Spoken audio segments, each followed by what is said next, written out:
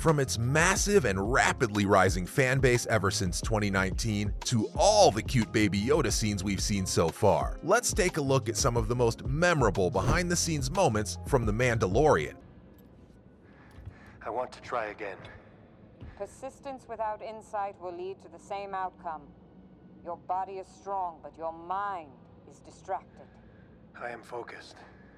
The blade says otherwise. Starting with how they managed to make Baby Yoda so cute. The little green child icon was incredible in a lot of ways, including the fact that they kept the character a secret somehow till we finally got to see him on screen. Now, while it's reasonable to say that the filmmakers were aware of what they had accomplished, I doubt they predicted how famous this one character would become. But Baby Yoda didn't just come out of nowhere. Before deciding on a character design that felt right, Favreau and his team went through multiple designs. In fact, it took 3 months to make the puppet. Yep, what we see on screen was a puppet, which took a whole team to make it look realistic.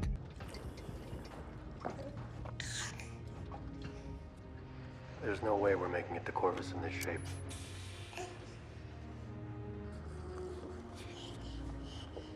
Like a team specifically for Baby Yoda. In the end, it was a team effort that is so expressive that even the actors themselves played off the puppet's cues like it was just another actor. That just goes to show that those 3 months spent designing Baby Yoda didn't go to waste. Now, you might not know about Dave Filoni, but my man understands Star Wars better than most of us, and we saw that firsthand with the way he made The Mandalorian. If you've never been interested in the Star Wars animated universe, Dave Filoni might be unfamiliar to you, but he loves this franchise more than you liked having waffles for breakfast as a kid. Funnily enough, this walking Star Wars encyclopedia almost blew his Lucasfilm interview because he felt like he was being played, and although he's responsible for Lucasfilm animation, The Mandalorian was his first live-action project. All I wanted was to study his blood. This child is extremely gifted and has been blessed with rare properties that have the potential to bring order back to the galaxy.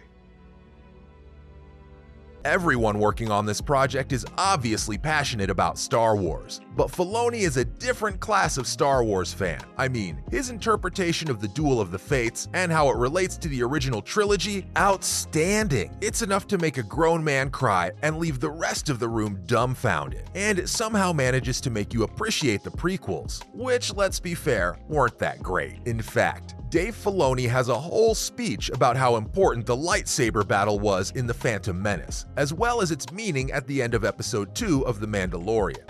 You gamble, Mando? Not when it can be avoided. Well, I'll bet you the information you seek. That this Gamorrean's gonna die within the next minute and a half.